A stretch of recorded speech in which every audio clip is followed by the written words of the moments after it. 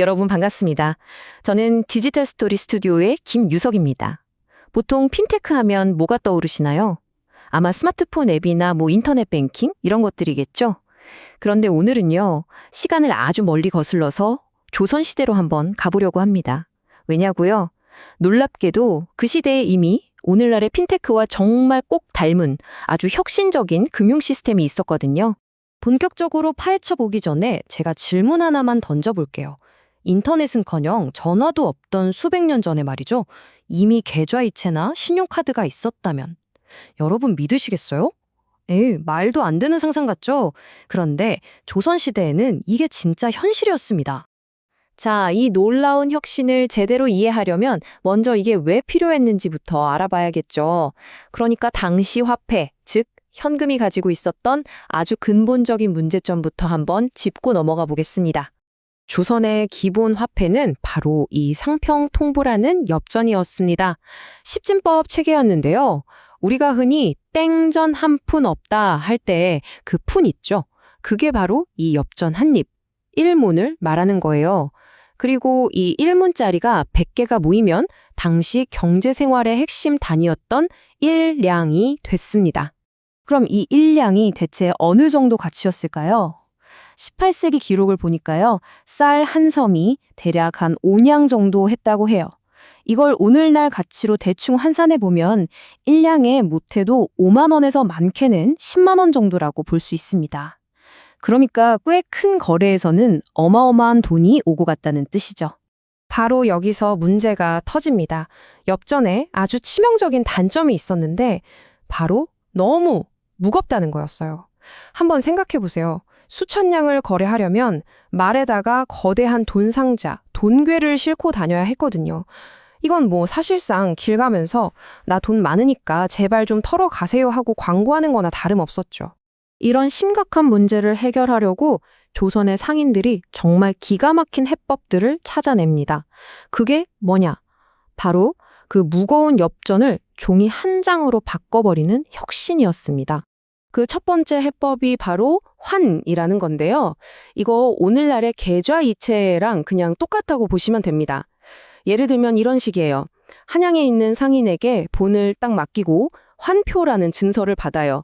그리고 저기 수백 리 떨어진 부산에 있는 협력 상인에게 그 증서를 보여주면 바로 현금으로 내주는 거죠. 무거운 돈을 직접 들고 갈 필요가 전혀 없었던 겁니다. 두 번째 해법은 한술 더 뜹니다. 바로 어음인데요. 이건 현대의 신용카드 개념이랑 아주 비슷해요. 당장 현금이 없어도 제가 언제까지 꼭 갚겠습니다 하는 약속 증서를 써주고 물건을 사는 거죠. 여기서 핵심은 뭘까요?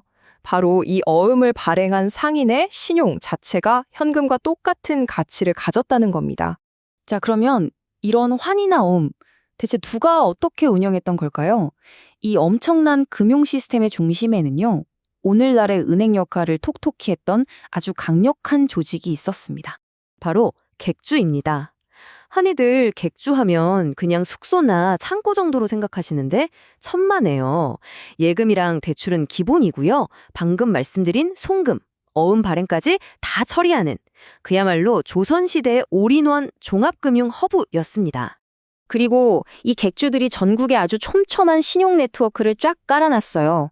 바로 그 덕분에 저 멀리 강원도 산골의 뗏목군이 서울 마포나루까지 와서 나무를 팔고 그 큰 돈을 무거운 돈꾀 대신 가벼운 어음 딱 한 장으로 바꿔서 안전하게 집으로 돌아갈 수 있었던 겁니다. 자, 여기서 아주 중요한 질문이 하나 생기죠. 아니, 고작 종이로 된 증서인데 이거 위조나 사기 위험은 없었을까요? 놀랍게도요, 조선시대에는요, 컴퓨터 한 대 없이도 굉장히 정교한 보안 기술이 있었습니다.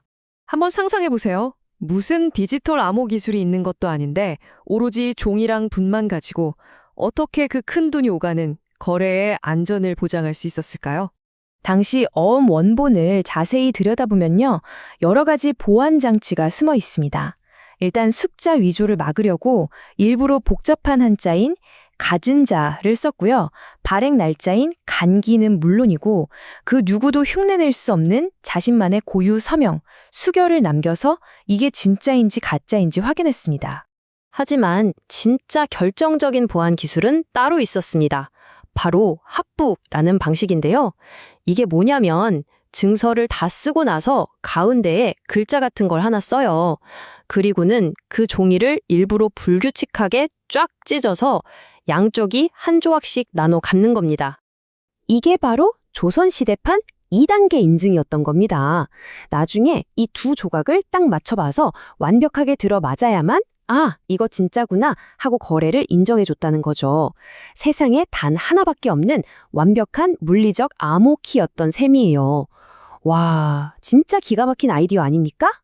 하지만 이 모든 시스템이 이렇게 착착 돌아갈 수 있었던 가장 근본적인 이유가 있습니다. 그건 바로 약속을 어겼을 때 치러야 하는 대가가 정말 상상을 초월할 정도로 혹독했기 때문이에요. 조선에서 어음을 제때 갚지 못한다, 즉 부도를 낸다는 건요, 그냥 돈 좀 못 갚는 그런 문제가 아니었습니다. 그건 말 그대로 사회적인 사망 선고나 마찬가지였습니다. 부도를 낸 상인에게는 세 가지 끔찍한 처벌이 기다렸습니다.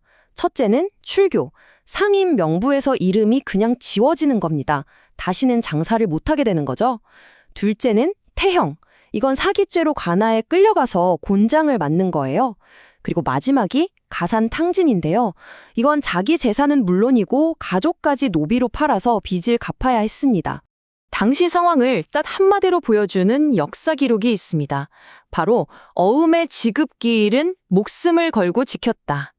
신용이 곧 목숨과 같은 무게를 가졌던 시대였던 거죠. 자, 오늘 이야기 한번 정리해볼까요?